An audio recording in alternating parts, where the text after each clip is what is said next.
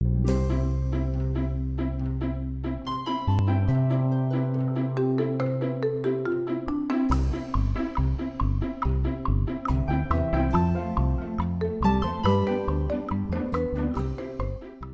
and welcome to the Once Again podcast. We are your hosts, Ashley and Jason.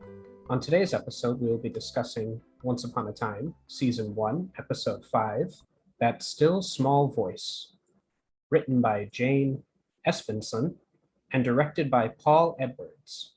It premiered November 27, 2011, and had a viewership of 10.69 million. A brief synopsis: as Graham makes Emma a deputy, a mysterious sinkhole appears on the edge of town, and Henry's life is placed in danger, while flashbacks show Jiminy Cricket's yearning to leave the family business. To go into the recap, the title card has a Rumpelstiltskin spinning wheel, although I don't think we know it's his specifically at this time. We just know it's We a don't spinning know, wheel. but I do find it interesting that that's what they chose specifically for this episode, because it doesn't Yeah. really have anything to do with the episode. Yeah, he is briefly in the episode, but yeah, you're right. It's interesting to pick him. You'd think they would go with something like the umbrella or something that plays Yeah, out in the episode, but or just a cricket. And in I general. wanted to mention here for the audience that those who know that I'm reading the Reawakened, the Once Upon a Time book that goes along with this Mhm. season, they don't just kind of gloss over this entire episode. There's no chapter for it. They briefly mention that Marco and Archie are friends in another chapter, but otherwise, this goes completely disregarded. I have my thoughts on why, but we can talk about that at the end of this. Is there anything about Henry going into the mine or anything, or no? No, the Oh. whole thing is just there's nothing. It's that doesn't happen at all. Well, I guess we'll go into it as the episode goes on, but it is a very visual heavy episode with the ending, especially. Maybe you can't really describe that from the book's perspective. Well, and I think, I guess I'll say this now, is I think this is the first episode we get where we don't really get, all the other episodes so far have kind of been a backwards look at how events happened in the Enchanted Forest. This is kind of a weird one-off where we're not really getting the main plot line of the Enchanted Forest. We're still kind of getting a weird background character. Yeah, we're getting a background of a random character, but we're Yeah. not getting the main plot line backwards like we typically are. Yeah, you're probably right about that. So I don't think it was important to the book. I think this is one of those one-off episodes. I don't think it really applies to the book storyline. Well, getting it right into the episode, in the Enchanted Forest of the past, Martin and, I'm not sure I'm pronouncing this correctly, but Myrna, I think. Myrna. Okay, that makes more sense. They never actually say their names in the episode. They don't. But Martin and Myrna put on a puppet show. Their young son, Jiminy, moves through the crowd, stealing from various members of the audience. He slips into the family caravan unnoticed by the audience. And I put a small note here saying that Myrna's puppet has the line of saying, "I wish I was better at wishing." And it just made me think, given it's Jiminy Cricket and everything, his song, "When You Wish Upon a Star." That's true. I think that's definitely more prevalent later in the episode. But Oh, definitely. Yeah. Later, Jiminy and his parents pore over the items Jiminy acquired. Jiminy pulls a cricket cage out of the bag, exclaiming that he loves crickets. His mother calls them trouble, and Jiminy replies that crickets can do whatever they want and that they're free. His parents respond that Jiminy is also free to do what they want. Jiminy suggests that he might want to be different, be good, and not steal. His father tells him that good is another word for weak, and his mother tells him to let them think for him. His father tells Jiminy that he is who he is and there is no changing. Jiminy reluctantly agrees, and Martin declares the problem solved. In my notes, I put that his parents' costumes remind me of Helena Bonham Carter and Sacha Baron Cohen in Les Mis, but in my research, found out that they were supposed to look like the cat and the fox from the Pinocchio movie. It's been some time since I watched Pinocchio, so I didn't pick up on that. I didn't pick up on that either. That makes sense now that I'm like thinking about it. Yeah, in the recesses of my mind, I'm like, okay, that is what that looks like. But just the way that they not exactly rhymed each other's sentences, but they had wordplay together where they were Yeah. going back and forth between their sentences. It just gave me the Sacha Baron Cohen and Oh, Helena Bonham. 100%. Yeah, You know what it is? I don't think I've seen Pinocchio, like the animated film, in so long that I can't really relate back to this for that. yeah, yeah. It's not on my top Disney lists. There's only one other scene that kind of made me think of Pinocchio. Well, I guess there's two scenes that made me think of Pinocchio, but we'll get to them later. In present day Storybrooke, Archie Hopper is having an office session with Henry Mills. Henry declares that Archie wasn't always a cricket and Archie asks the boy why he thinks Archie is Jiminy Cricket. Henry replies that Archie is a conscience, helping people see right from wrong. Archie asks if all the crickets in Storybrooke were once people, and Henry gets up, going to the window, telling Archie that there are no crickets in town. Archie suggests that it may not be late enough to hear crickets, and Henry replies that the town has never had crickets, and Archie has never noticed. Archie asks him if he thinks that's proof there is a curse, and Henry replies in the affirmative, but explains that he knows it isn't enough and he is looking for more. Archie asks the boy why it is so important to him that his theories are real, and Henry replies, it just is, and Archie tells him to keep thinking about it. I only thought here, and like it's something that I think about more as this episode goes on, is they all think he's delusional. Like Henry, even by their own standards, should be in a psych ward at this point. Yeah. Like Well, he the is only just, reason he's not is because Regina knows he's telling the truth. well, you're not wrong about that, but he also is only 10 or, yeah, 10, right? Not 11. Accurate, but like he also, I it, think he actually is 11, but like he doesn't have. it's tough with children that have active, overactive imaginations. It's, you don't, I just think he would be seeing more than one psychiatrist at this point, like not just Archie. I yeah, think like if this was the real world, he would definitely be getting help from multiple sources because yeah, this is a lot. yeah. It's tough too with kids because once you put them in, like once you check a certain box and say that they're a certain way, the kid starts to live up to that Yeah, uh, that's true too. way. Moving on, at the Storybrooke Sheriff's Department, Emma indignantly holds up a deputy's uniform, questioning the tie, telling Graham that she won't wear it. Graham gives her a badge, urging her to wear that. As she clips it to her belt, a tremor rocks the office. Alarms are heard going off outside, and the phones begin to ring at the station. My only note about this scene was Emma's line saying, "You don't have to dress a woman as a man to give her authority," in Yeah, regards I to had the, that same note. yeah, and I was just like, "You go, girl!" Like, yeah. But that's all I have.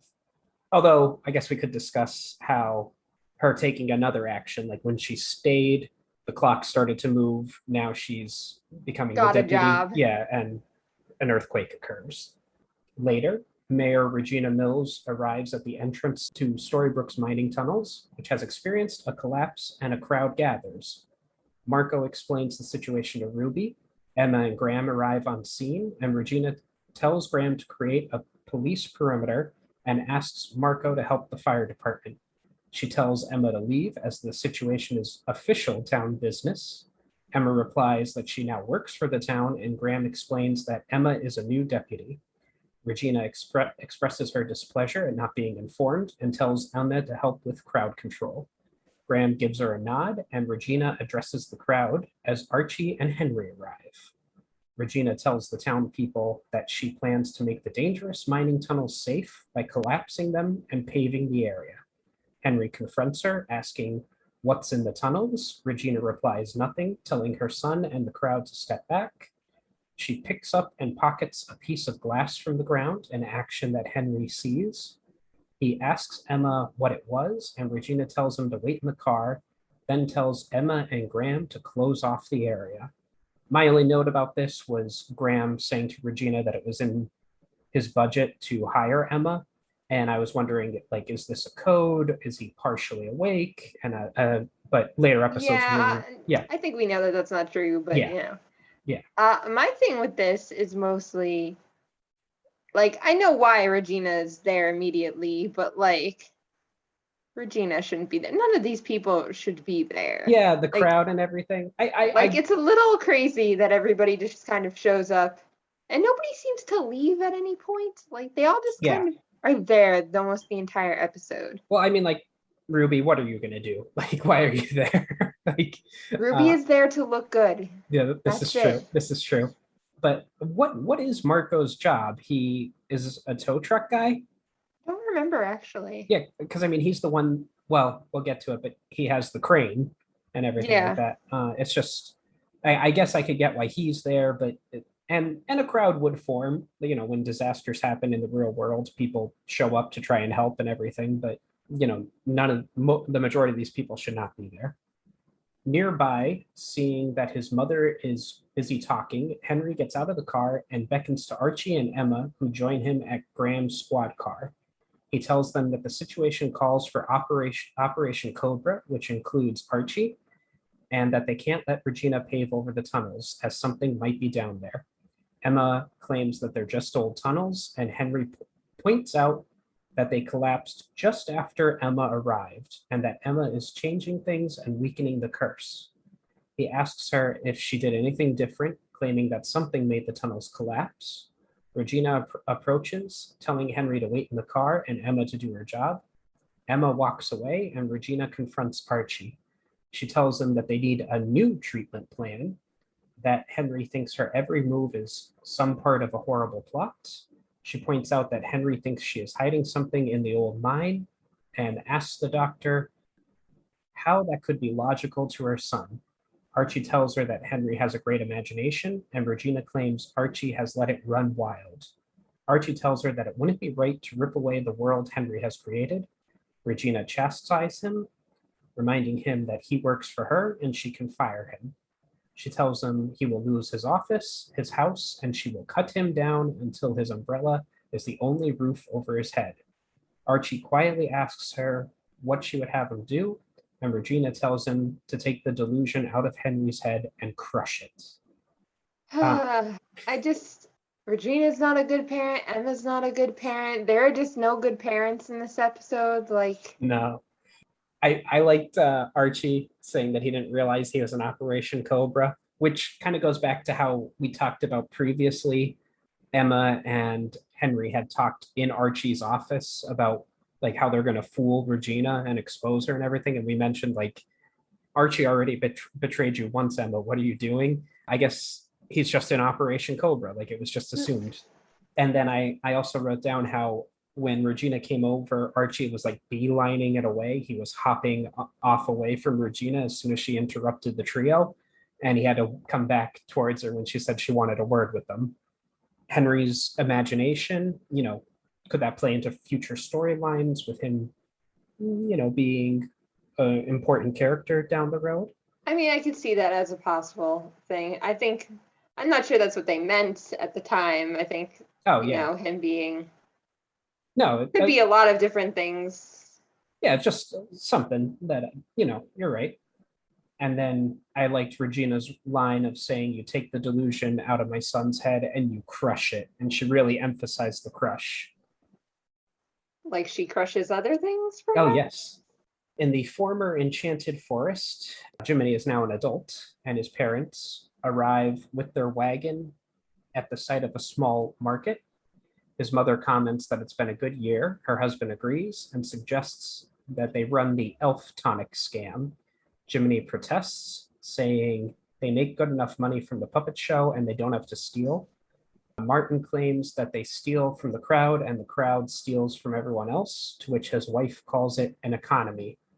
Jiminy tells his parents he wants to quit, and both of them claim that they're old and Jiminy needs to stay with them until they die. They leave their son, telling him to set up as it begins to rain. A short while later, rain is falling heavily as Jiminy sets up for their puppet show. A young boy approaches him, claiming, excuse me, a young boy approaches him, exclaiming that he has a wonderful job. When Jiminy makes no reply, the boy asks if he doesn't like his job. Jiminy replies that he doesn't, and the boy asks him why he doesn't do something else. Jiminy says this is just who he is and asks the boy if he came to watch him set up. The boy replies that he came out to listen to the crickets. Jiminy tells him that he hasn't listened to the crickets in a long time and tells the boy to hurry home or he'll catch a cold. The boy tells him that he will too and gives him his umbrella. Jiminy takes it and is visibly moved as the boy hurries away. My only note about this is Jiminy's parents haven't aged a day, but he looks like he's 40. Yeah, I'm amazed. I've never really questioned it before, but especially towards the end of this episode, like, how old is Jiminy? Yeah. Like, officially, because, at the end of the episode, I'll just say it now, he's basically told he needs to live as long as he has to live. So, like, what does that mean? Yeah. And, well, I'll just spoil it right now. The young boy is Geppetto. And in the real world, he's Marco. And he's an old man, and Jiminy is still only in his 40s. So I guess while he was a cricket, he didn't age at all. Yeah, that's my only thought. Hmm. Like, there's just no aging. And Also, I know he was told he will live as long as he needs to help Geppetto, but again, what does that mean? yeah.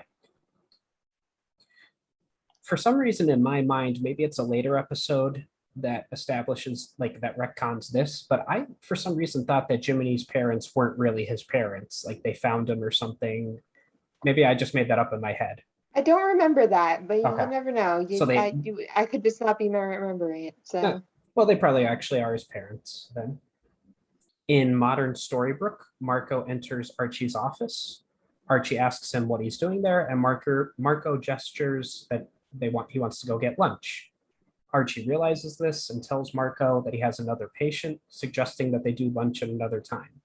With a smile, Marco tells him that's fine. Henry enters the office, and Marco tells him to have a good session as he leaves. Henry asks if he's recruiting Geppetto for Operation Cobra, and Archie asks why Henry thinks Marco is Geppetto.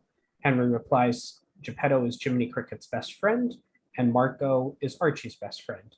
Pacing, Archie tells Henry that he needs to talk about his theories, and Henry interrupts him, telling him that he knows where to get proof.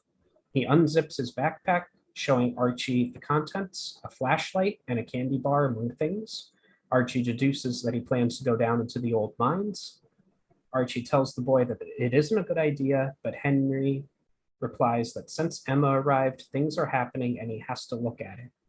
Frustrated, Archie tells him that there is no proof and all of his theories are a delusion. He tells Henry that a delusion is not real or healthy, and that he thought Henry would outgrow his ideas, but they've become a psychosis. He tells him that a psychosis means he doesn't know what's real and what isn't, and that if it continues, he'll have to lock Henry away. He tells him to stop for his own good, and that this nonsense must end. Without a word, Henry gets up and leaves the office with Archie visibly upset. So what annoys me about that scene is in between this and obviously Henry running away, Archie does not call either Regina or Emma to be like, hey, Henry wants to go down in the mines. One of you needs to go grab that boy right now. Like, Yeah. No one's looking out for this poor kid at all. You're right. I didn't realize that watching this like episode. obviously Henry ends up going to Emma's first and then the mines, but like Archie doesn't call to let them know about that beforehand. No, that's very strange. The only thing that I picked up on, and it's in my notes for later, but the candy bar that Henry has, that brand of chocolate or candy bar is a Lost reference. The same brand showed up on the TV show Lost. At Storybrooke General Hospital, Mary Margaret plays a game of Hangman with David Nolan. Mary Margaret asks if he played Hangman a lot before, and David responds that he doesn't know, looking perplexed. Mary Margaret assures him that his memories will come back, pointing out that he'll be going home in a week, so he must be progressing. David says that he's physically progressing, and Mary Margaret points out that making new memories are just fine. She asks if he wants to play again, as Catherine, his wife, arrives, asking if she can play too. Awkwardly, Mary Margaret gets up to leave, and Catherine jovially wishes her a good day. She sits down with a box of pictures in front of her husband, saying she hopes that they'll help him remember. As Mary Margaret looks on nearby, Catherine shows David a picture of their old dog, Ajax. David takes the picture, reacting as if he remembers the dog. I have a few notes here, but is there anything you'd like to say about it? I mean, there's not really much to say. It's Mm. it's a very uncomfortable scene. Mm. All these early scenes with them, especially when they're like trying to do the will they, won't they. I paused on the hangman that they were playing on, and it's revealed in the episode that it was Mary Margaret's name that David was trying to make her guess. And to me, like I looked at the guest letters and the unguessed letters, and it really stood out to me that she didn't guess M or T yet, because those are both very common letters in the English language. It just, I don't know, made me laugh. And David said to her that he would have never let her lose the game. He would have, drawn a hat, a horse maybe, and some toes on the hangman to keep her guessing. Which is cute. Mm-hmm. And But also, also, really, that's what he went with Hangman. I still like. Surely yeah. there's a million other things he could have. Well, he doesn't remember much, so Excuses at yeah. this point. And my final note is just that the dog's name was Ajax, and Ajax was a Greek warrior king from the Trojan War. Just, Abigail / Catherine, Midas's daughter, Greek mythology, tying it all together. Sometime later at her loft, Mary Margaret's making s'mores with Emma, telling her she's the worst person in the world, referring to herself, Mary Margaret. Emma objects, saying, "Really, the whole world?" Mary Margaret responds that it would be easier if Catherine wasn't so nice. Emma asks, "What would be easier?" Mary Margaret hurriedly replies, "Nothing." Emma tells her getting involved with a married man is not worth the heartache, as if she has some experience. There is a knock at the door, and Emma opens it up to find a tearful Henry. My only note about this scene is that they eat s'mores, they drink hot cocoa. How do these ladies keep their figures? More importantly, where's the wine, ladies? We are adults. Well, I think in the next episode they do have some liquor They do together. have like whiskey or something Yeah. in the next episode, but like they drink a lot of hot cocoa for people in their like 20s and 30s. Yeah, no, you're right. Later, Emma bangs on the door of Archie's office. Getting no response, she enters and confronts Archie, reminding him that he told her destroying Henry's fantasy would devastate him. Archie replies that when therapy is not working, one must adjust it. Not satisfied, Emma asks if Regina put him up to this, asking what could be strong enough to drown out his own conscience. Standing, Archie tells her that he doesn't need to defend his professional decisions. Emma's phone rings and she answers, telling Regina, "Nice work." Regina asks if Emma is with him, referring to Henry, but Emma assumes Dr. Hopper, to which she says yes and starts ranting, and Regina interrupts, telling Emma she meant Henry. Emma replies that she dropped him off at Regina's office, and Regina replies that he isn't there. Emma tells her that she doesn't know where he is, and a perplexed Archie tells her he knows where the boy is. And this goes back to my point earlier of why didn't Archie call anybody sooner to be like, hey, just so you know, your son is trying to go into the mines. Maybe don't let him out of your sight.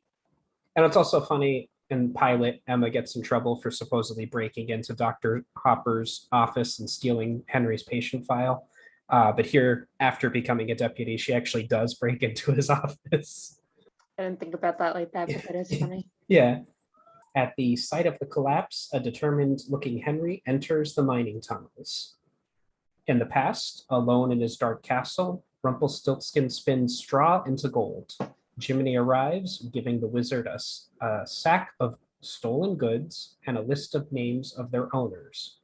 Rumpelstiltskin pays him in a gold thread, dismissing him.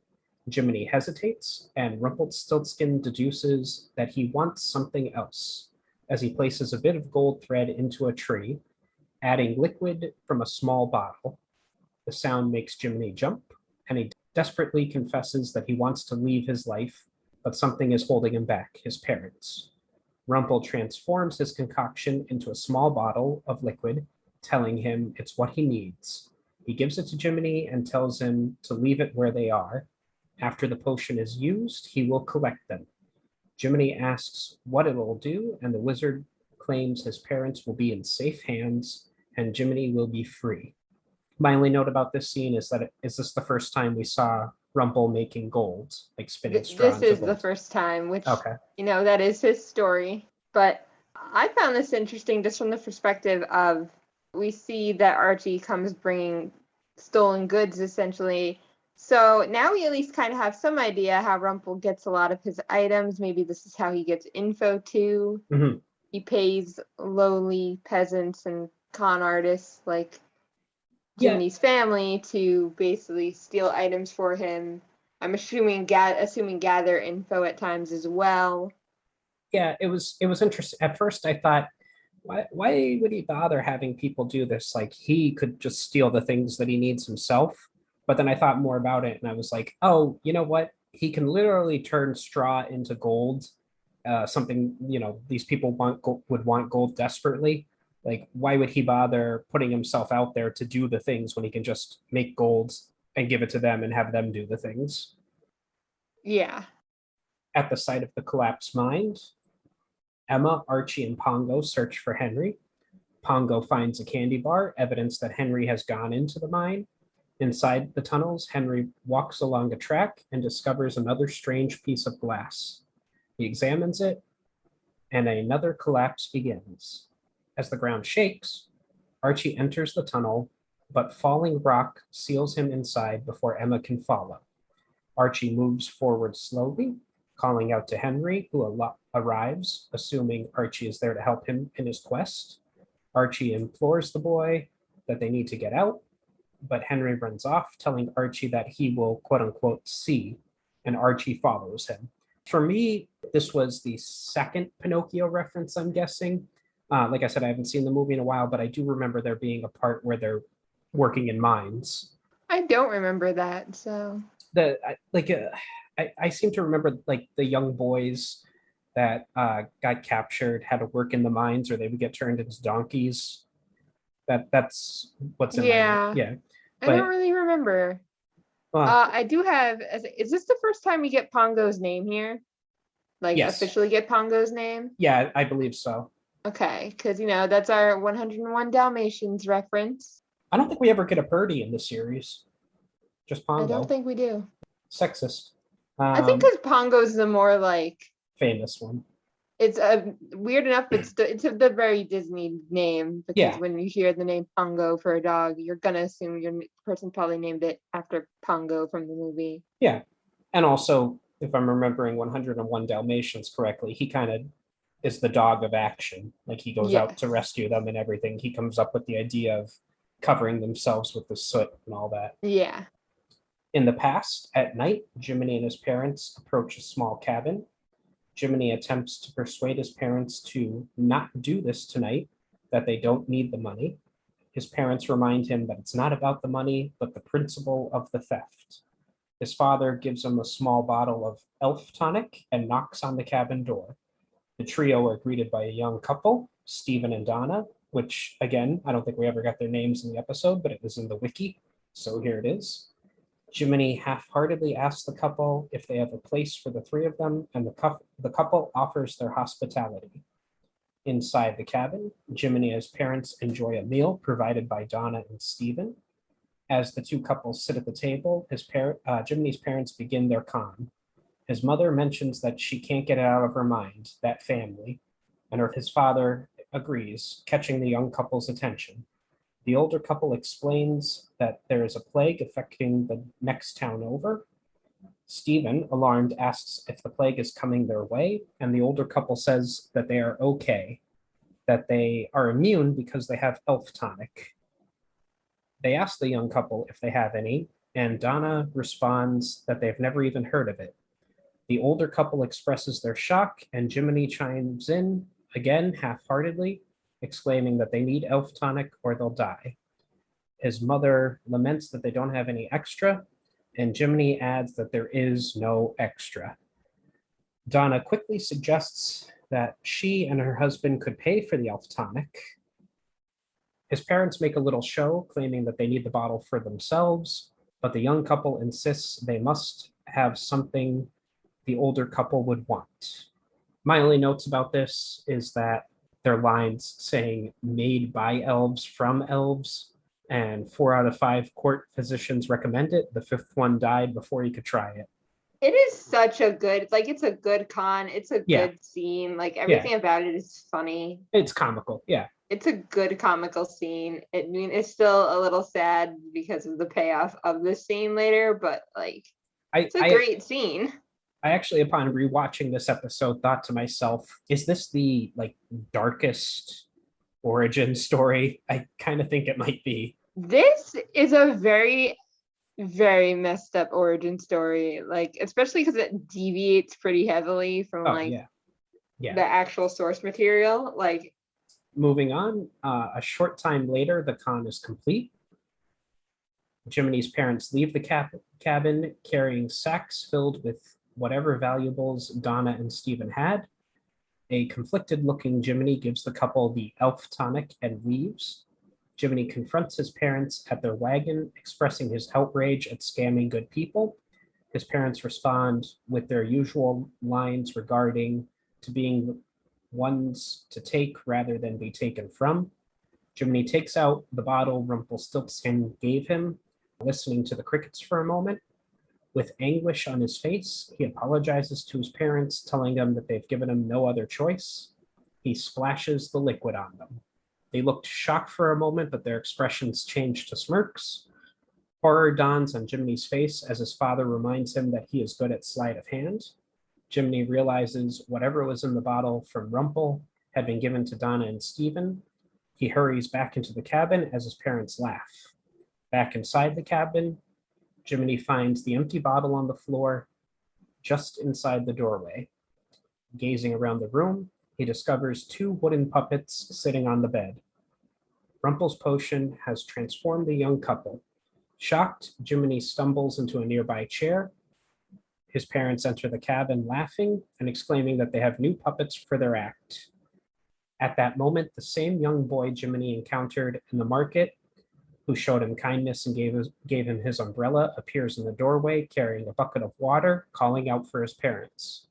When the boy discovers what has become of his parents, he demands answers from Jiminy. Jiminy does not respond, but the horror and anguish of his own actions is clear on his face. And like I said, my only note here is that I think this is the darkest backstory. Oh yeah, it definitely is. I also question, like, where was Geppetto this entire time? It's been hours since they first showed up at the cabin to begin with. Play this con. Well, something that I want to start organizing my trivia notes more organically into when we're recapping the story. But one of the trivia things, and something that stood out to me as well, was this young Geppetto has no Italian accent, and yet Marco/Geppetto has a very heavy Italian accent. Oh yeah, it's just interesting. I mean, you could say he moved away. Make what you will of that. Yeah, but it was just funny to me. I guess it would have been too much of a giveaway if the young boy came up to Jiminy and was like, "Oh, hey, you need an umbrella." I suppose. Yeah. In present-day Storybrooke, Henry and Archie find an elevator shaft, not knowing that above ground, Emma and Regina have taken the suggestion of blasting the main entrance for Marco, which results in the elevator carrying Henry and Archie being lowered even further after the blast takes place. My only note, I have one note written down, one note in my head. My note written down says, Emma to Regina, we have to stop this. Arguing won't accomplish anything. And Regina saying, no, it won't help me. Because Henry's in trouble, the two of them are coming together. I do like that they're slowly coming together in this episode, even if they get ripped apart pretty badly 2 episodes from now. Oh, yeah. Oh, most definitely. And the note inside my head that I didn't write down was when Archie is trying to crank the elevator shaft, he says to Henry, come on, like, help. Like, what is this 11-year-old going to do? Like, you're a fully grown man. He's not going to be able to help you turn it anymore. Moving along, at the hospital, David admits to Mary Margaret that he doesn't remember anything that he saw in the pictures, although he claimed otherwise while talking to Catherine. As Mary Margaret notices David becoming more attached to her, she still feels threatened by Catherine's presence. Yeah, I have Anything? nothing to say No, about that. That's same as here. straightforward of a love story as possible. Inside the elevator, Henry asks Archie why he refuses to believe that he is Jiminy Cricket. Archie acknowledges that he might share Jiminy's personality and, in a similar fashion to his alternate past, yearning to be free from being told what to do. Meanwhile, above ground, Emma finds the opening of the elevator shaft and volunteers to go down, where she succeeds in rescuing Henry and Archie. Archie tells Regina that he will continue to see Henry, and if she attempts to interfere, he will take actions against Regina and have her declared an unfit mother. Regina backs down after Archie's threat. I do love here that, come together and go, yeah, he's both of our sons in some way. Not that Regina cares after the fact, after Emma saves him, but I only have here that Regina volunteered to be lowered down, saying that he's her son. Emma says he's my son too, which is, I think, the first time in the series that she acknowledges that Henry is her son, like says those words. And Archie hooking his umbrella to Emma's harness, like the elevator was going to fall and it seemed like Archie was going to die, but he was able to hook his umbrella to her harness. And then Archie is the first person besides Emma to stand up to Regina. Also, and it's really Pongo that does a lot of the work here. Yeah, yeah, We gotta thank Pongo for doing literally 90% of the work, yeah, because yeah. They would apparently nobody went and got blueprints or did anything useful. now moving along in the Enchanted Forest. After realizing what he's done, Jiminy makes a wish and receives an answer from the Blue Fairy, who shows up and gives him his one true wish, becoming a cricket. Jiminy is also told that he has a chance to help someone in the future, starting with the young boy who would grow up to become Geppetto. Here I have written that Jiminy wishes upon a blue star, which brings the Blue Fairy, obviously a Pinocchio reference. His first wish was to bring back the boy's parents, Which but they can't do because you can't mess with death. yeah, So, also reading this, how the notes have this too. If Jiminy's also told that he has a chance to help someone in the future, are they referring to Geppetto? Are they referring to Pinocchio? Are they Pinocchio. referring to Henry? Because Oh, are they referring to Emma? yeah, Because who yeah. who is the person? And if that person no longer needs help, is that when Archie dies? Like I don't understand how this works. He does have the opportunity to help more than just one person in the future. I would imagine. I don't think the Blue Fairy has like foresight, like seeing the future. So I would imagine she was more so referring to either Geppetto or But they also Pinocchio. all know about there being a savior that's supposed to Oh, yeah, save from great evil. They do know that that is a thing that exists. that's true. Is the Blue Fairy the oldest character in the show? I mean, like she's obviously older than the Black Fairy that shows up She's later. older than the Blackberry, so she's older than Rumble. Yeah, Yeah, I would imagine she is in fact the oldest. maybe she does have some sort of foresight powers or something. I mean, Uh, you argue that the Dark One Powers itself hmm, is older than her, maybe. which I guess would make Merlin the oldest character. Oh well. We'll answer these questions as they hopefully we'll answer these questions as they arise. I do still think, like how we mentioned previously, it'd be interesting to do a timeline episode. Maybe when we do the timeline, try to cover the characters' births and everything like that. Something to think Uh, about. but I do want to mention, because like I don't think you have it in your note. Hmm. Yeah, there is, we do see kind of little pan of Mr. Gold's shop again, with Oh yeah, Geppetto's parents, the dolls in the shop again, which is, remember I said last episode that they were in the shop. So I guess that was a bit of a foretelling that they were going to be there. yeah, and they pan on that in They another are also in episode. the shop next episode, but then I Mhm. don't think we ever see them again. To Hmm. be fair, we don't really hear anything about this episode ever again. Yeah. Like I think most of these characters kind of disappear. Well, like we said, this episode's pretty dark. It's dark. It's a one-off. Yeah, It's- maybe they thought, ooh, too dark. We're not going back there again. Maybe because we never really hear what happens to Geppetto's parents after the fact. Like Yeah, he just becomes a cricket and goes off. Do yeah, they you're right. care? Where are they? That would be interesting if they were someone else's parents or something, but it is what it is. And in the final scene, Mary Margaret submits her letter of resignation as a volunteer at the hospital.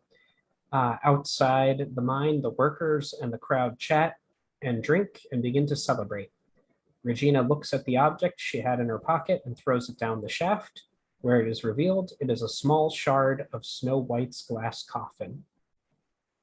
I mean, I think this is an interesting perspective because we know this isn't true, but like I feel like this gives off an illusion of maybe Storybrooke and the Enchanted Forest are connected Mhm. somehow through this shaft because I think that was kind of the visual thing they were going for. We know that's not true, but Yeah. Yeah. Why would she bring the coffin over? why is it why are we not allowed to know that it's down there and like Mhm. why is it so far down? Like I do think it's supposed to give the illusion that they're connected, but they aren't actually physically connected, so it's weird. Well, my whole thing with the tremors slash earthquake that was occurring, later on, we find out that there is something else down underneath the town.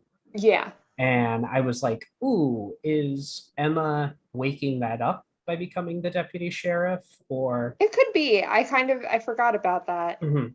That was an option. My only notes about the final scenes is Henry pointing out that the crickets are back and things are changing, and that Mary Margaret's letter of resignation is for Storybrooke General Hospital, which just made me laugh because ABC General Hospital, ha ha ha. Yeah. Although many hospitals are just named General Hospital. Yep. I also have here that there were two deleted scenes.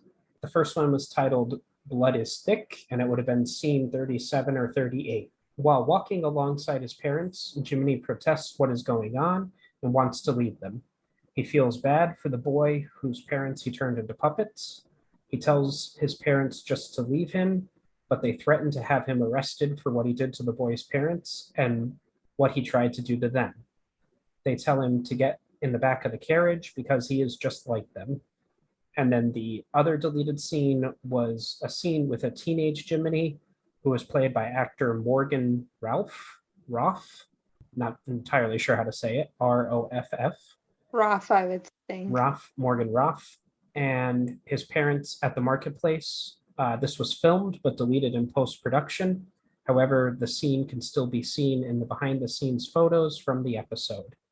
I have a little trivia here. Dr. Hopper's dog, Pongo, is a direct reference to 101 Dalmatians. In the film, Pongo was the male dog owned by Mr. and Mrs. Dearly. At Dr. Hopper's office, one of the items in Henry's backpack is a candy bar called Apollo, the same brand found on Lost. Jiminy's parents dress similarly to the fox and the cat from Disney animated film Pinocchio.